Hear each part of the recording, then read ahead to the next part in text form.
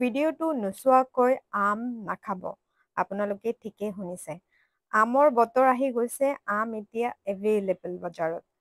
কিন্তু এনেকে আম কিনি আনি আম খোৱাটো আমাৰ কাৰণে ঠিক নহয়। কিয় কৈছো মই জানিবলৈ ভিডিঅ'টো সম্পূৰ্ণ চাব। নমস্কাৰ, মই ডায়েটিচিয়ান ঋতুমণি। আহক আজি মই ক'ম কিয় মই ইমান ডাঙৰ ষ্টেটমেণ্ট দিলো যে আম ভিডিঅ'টো নোচোৱাকে নাচাব। আপোনালোকে আম খাব নাজানে নেকি? আম আনিব লাগে, আম ধুব লাগে আৰু আম কাটি খাব লাগে।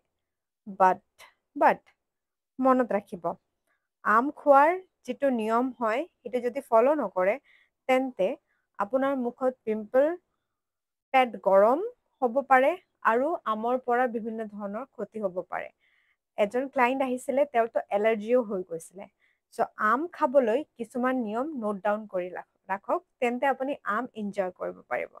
আমবিলাক আনি ডাইৰেক্ট ধুই কেনে খাব নালাগে। আমবিলাক এনেকে এটা বাচনত ল'ব, বাচনত লৈ কি কৰিব লাগিব, আপোনালোকে পানী দিব লাগিব। পানী মানে ধৰক তিয়াই যাবলৈ, আমকেইটা যাতে তিয়াই যায় গোটেইখিনি, সেইখিনি পানী দি তাক এৰি দিব। কিমান টাইম ৰাখিব লাগিব? বেষ্ট যদি আপুনি ৰাখিব পাৰে 6 to 8 hours। আৰু যদি ইমান টাইম নাই তেন্তে আপুনি 2 ঘণ্টা বাট মিনিমাম 1 ঘণ্টা, 45 মিনিটছৰ পৰা 1 ঘণ্টা যাতে পানী তিয়াই থাকে। এই প্ৰচেছটো খুব বেছি ইম্পৰ্টেণ্ট। মই এইবিলাক কেমিকেল আঁতৰোৱাৰ কাৰণে কোৱা নাই। হয়, বজাৰৰ আমত কেমিকেলটো আছেই, কিন্তু আপোনালোকে যদি ঘৰৰ আমো খায় তেন্তে ঘৰৰ আমো কিন্তু পানীত তিয়াই খাব লাগে। কাৰণ আমত নিজৰ এটা এণ্টি নিউট্ৰিয়েণ্ট আছে, যাৰ কাৰণে আম গৰম কৰিব পাৰে, আমে ক্ষতি কৰিব পাৰে। এইকাৰণে খুব ইম্পৰ্টেণ্ট যাতে আম আমি তিয়াই দিওঁ। ডাঙৰ বাচন লৈ ল'ব পাৰে, সেইটো সৰু বাচন হৈ গৈছিলে, সেইকাৰণে ডাঙৰ বাচনত আপোনালোকে যিমানখিনি আম আছে বজাৰৰ পৰা অহাৰ লগে লগে দি কেনে তিয়াই থৈ দিয়ক অলপ টাইমৰ কাৰণে।